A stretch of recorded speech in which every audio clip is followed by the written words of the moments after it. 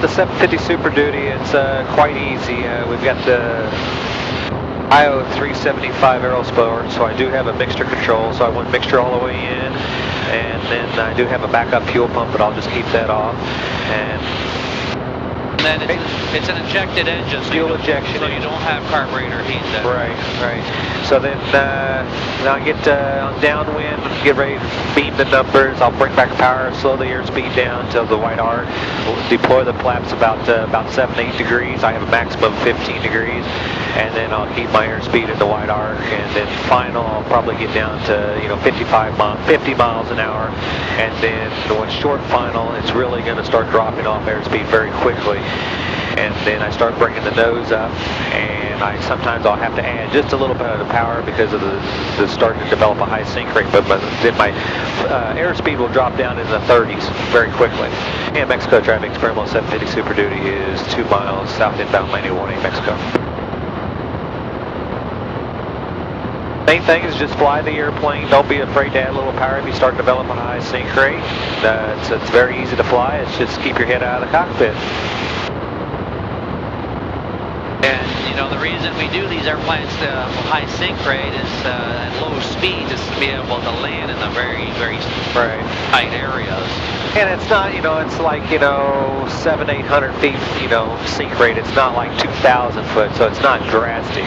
It's just a normal approach descent is 500, so it's just a few hundred feet more than you would on a traditional airplane. But that's how you can land a lot shorter, and your slats are starting to work at that slower airspeed.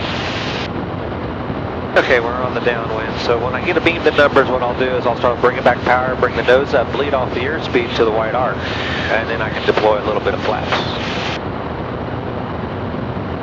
Looks like they just got rain not too long ago, in my opinion. Yeah, late morning, 2 or 3 in the morning maybe.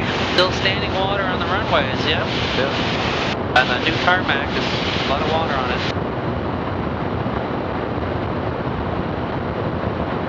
And beam the numbers, so we'll bring back power. Weather, wind 150 at 8, visibility 10, clear below 12,000, temperature 20 Celsius, 2.18. And those flaps are very responsive because it's a full-length flaperon system, so if you put a little bit of flap in, you really feel the nose pitch down.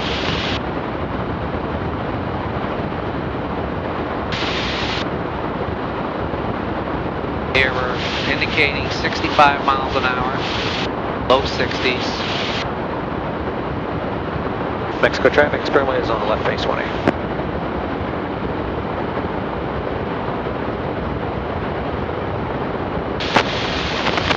Quite a bit of wind down here blowing me. I can feel it. Yeah.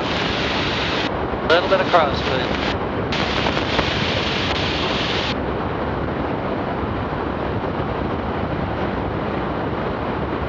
I think we can land in the grass today. What do you think? Sure. Got the big It'll be tires. Wet grass, slipping. But we got lots of grass ahead. So for a short landing, soft field, with the big tires, the STOL aircraft, we're going to keep a little bit of power in, keep our nose off as long as we can. We're landing next to the runway, so what I'm going to try to do is I'm going to try to keep the nose off and taxi with the nose off until I get on the pavement. So I'm doing a short field, soft field approach, basically. Everybody says, why do you want a tricycle instead of a tail dragger STOL? Well, you'll see that I can keep the nose off a long time. I don't have to worry about that heavy crosswind. And same way on takeoff, the nose comes off instantly. There's a few birds, and we're just going to miss them.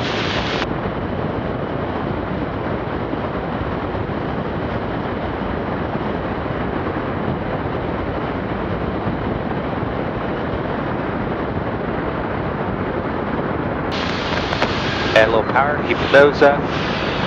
We're coming in wet spot, keep the nose up.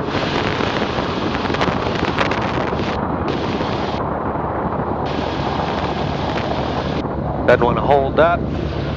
I didn't know where the taxiway lights were, so. You do want to avoid those.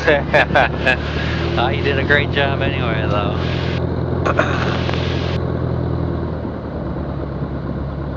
Well, that was fun. Nice morning flight, just in time to get back to work.